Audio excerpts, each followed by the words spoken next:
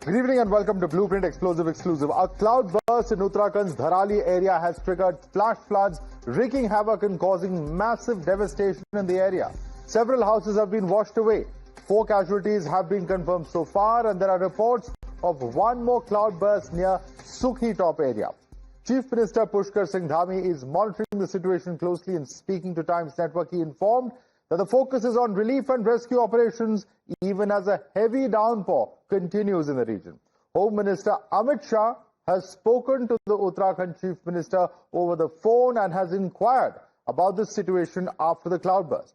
The Prime Minister took to social media to express condolences and prayed for the well-being of the affected people. He said he's spoken to Chief Minister Dhami and inquired about the situation. He's assured that relief and rescue teams are doing their best.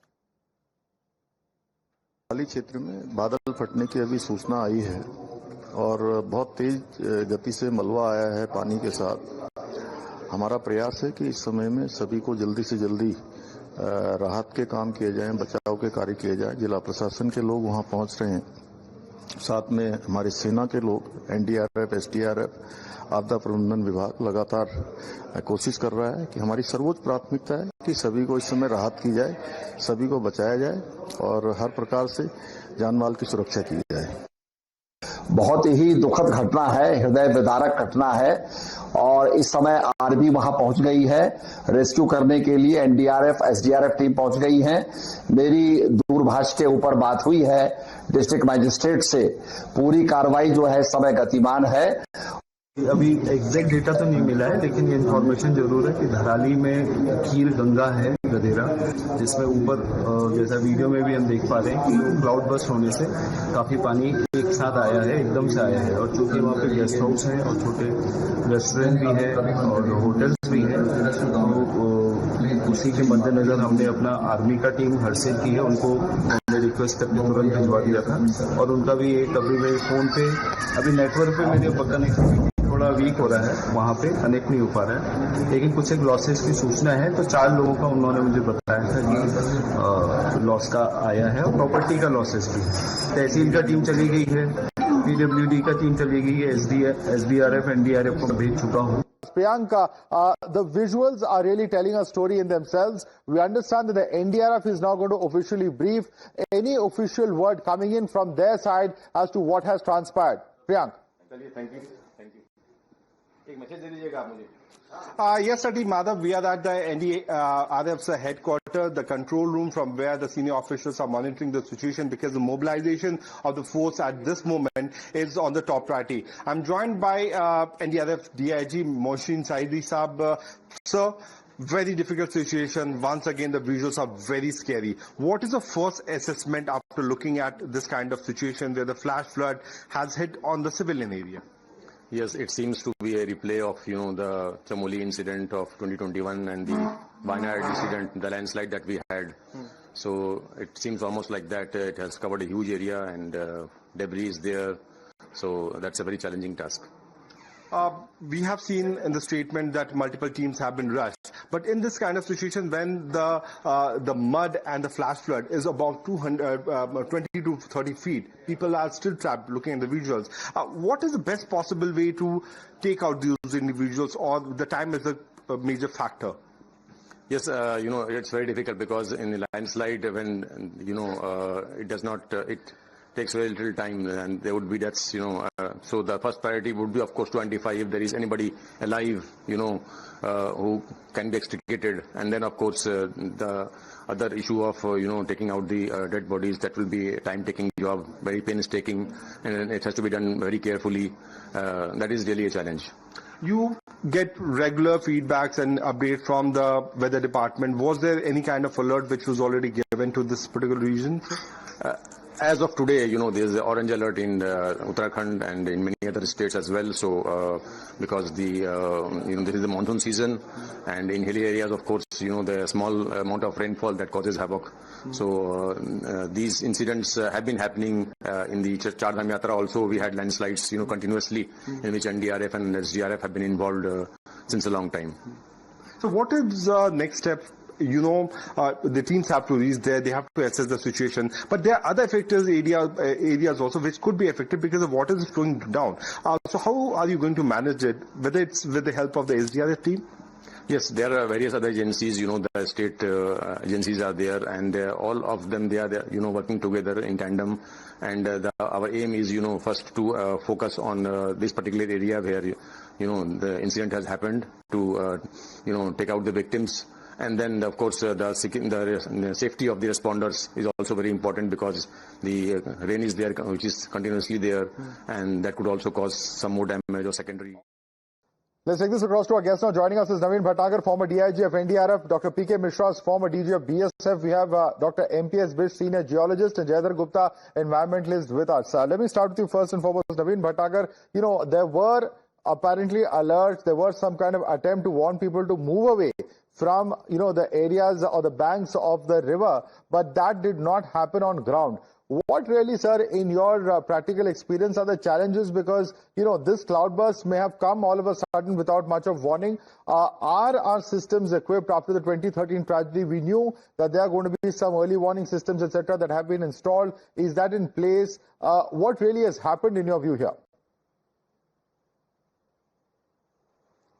Actually, in that area, already our the networking system is there. This satellite system and all the warning systems are being installed in that particular area. And already 2 hours before cloudburst, our centers, these IMD centers, they were informed. They were traced out this thing that a cloudburst may happen, and accordingly they have informed. But because due to this heavy construction in that area, and people not ready for such type of warning. But anyhow, state government tried to rescue the people, to shift the people from that area, but immediately the flash flood came, and this heavy loss were reported. Right. And still now this mud is also coming down towards this blue side. Right. And due to that, this heavy loss was reported. Right. Yeah. Right. But anyhow, there was a time to rescue the people. And our NDRF people, I tell you, we are having all the rescue equipment, latest technology, and with the help of this thing, we are rescuing the people from the debris and right. The places where they are being absconding. Yeah. Right. Dr. P.K. Mishra, this is an area where the army as well as, ITBP is present in large numbers, is what we are told, because it's fairly close to the China border. Perhaps that is some amount of reassurance in terms of the rescue operations, the relief operations, but it's just perhaps a matter of hours before it is absolutely pitch dark, which would make those rescue and relief operations extremely difficult, also given the fact that the village, from what we've been told, large parts of it at least, are inundated. Yes, Madhav, I can well tell you, I have seen the visual, and it's really pathetic. The orange alert was given. That's a different issue. But cloudburst, you can predict, okay, in all those hill areas in Uttarakhand, cloudburst will be there. But exactly which place it will happen, that you cannot predict. But prediction was there for orange alert. That means all the villages were informed. But the way the cloudburst started, there were 3 cloudbursts in that area. And when the cloudburst occurs, the debris and mud and water, it flows in such a, the current is so severe. It washes out everything, whatever it comes in front. We have seen so many houses have gone. I know now it is raining, and it has started, darkness has already come. The challenge will be there for ITBP and Army and NDRF and SDRF is how to save those lives which were there inside the debris, how to find it out with the below 10 feet, below 15 feet, whether they will take tracker drops have been taken, and other equipments also have been taken by them to search the ground, search below the debris where the bodies are there. You see, removing bodies, let it be there after 10 years. That's a different issue. But the You see, saving one life, that is the most important thing for our Jawans there who are working. It's a fact that our ITBP and Army, they are already there. ITBP Jawans are very well trained for this evacuation of casualty in such areas, and they are doing their best. In the meantime, the NDRF team and SDRF team... No, certainly salute to all the rescuers, all of those from the different forces, whether ITBP, whether from Army, whether from State Police or the NDRF. Certainly they have a very, very challenging and tough job ahead of them, at least over the next 24 to 48 hours. But I want to bring in Dr. M.P.S. Bisht. Dr. Bisht, as a geologist, what is it that makes this particular tragedy, and you were looking at the visuals, the manner in which an entire village appears to have been swept away, or at least one portion of it. On the one hand, you have a steep slope coming in, you have a cloudburst that has happened a little upstream as far as the river is concerned, and you have an area where along with the slope there is a curve. So the water gushes out into the village at that curve, which has made perhaps the impact that much more in that particular region. Dr. Bisht, your analysis of what has happened, sir? Actually, as per the visuals, and I have already visited the area, that you see, when the river comes to the down, and when it meets to the main Bhagirathi, there is a structure we call it a typical fan-like structure, Whenever any stream comes from the higher altitude, then it get the gentler slope, all the sediment get deposited in the form of typical delta form, right? So this is the basic procedure of the deposition of the sediment when the material comes from the higher hill. But unfortunate part of this area is that most of this fan area is covered with these buildings, which is absolutely wrong. If you are going to the river, it means you are taking a risk. If you are constructing a house in the mouth of this such a slope and the river, then you are at a high risk. You should understand the things. And most of the houses you see from left to right, this is all fan structures in which these buildings are developed. So this is one of the purely unscientific construction which I would like to say here, that we should avoid such areas where river comes in this manner and makes a fan like this place.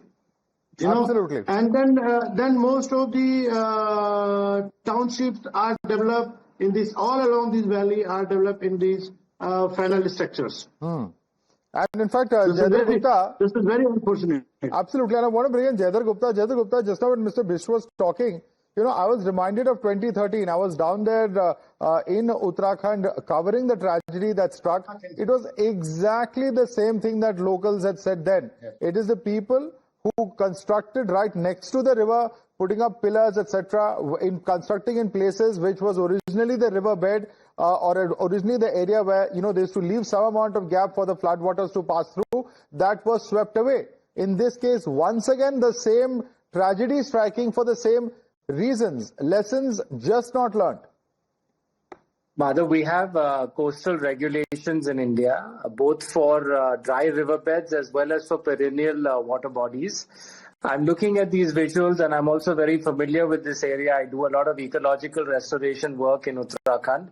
This is a clear violation of all those coastal regulations. So again, I think the authorities need to be taken to task. None of the laws have been followed here of sustainable land use planning. This is a gross violation, and it's really sad how little we value human life, and time and again it's just greed and selfishness. I don't blame the marginalized communities because for themselves as well as their livestock, they need access to water. But certainly developing these kind of tall, cement structures and whatnot, the authorities need to be taken to task. This is absolutely unnecessary, and this will repeat again and again. I mean, we're seeing more and more of this. And, one of my sites is on a riverbed just downstream from here. And I can tell you the river is coming faster and flatter again and again. we are losing a lot of land to illegal mining in these riverbeds. Legal and illegal mining, I should say. We're losing a lot of green cover. The livestock of marginalized communities, they eat up all the ground cover. The trees are getting lost. These rivers are getting wider and they're coming faster. They're coming down faster year and year, and it's really, really scary because everybody who lives, you think about it. I would say about 150 to 200 million people in India, just in the northern states, live along these riverbeds. Absolutely. And that is the unfortunate tragedy of the situation that we see at the moment. I'd like to thank you, Jayendra Gupta, Dr. MPS Bish, Dr. PK Mishra, and Naveen Bhatnagar for joining us this evening.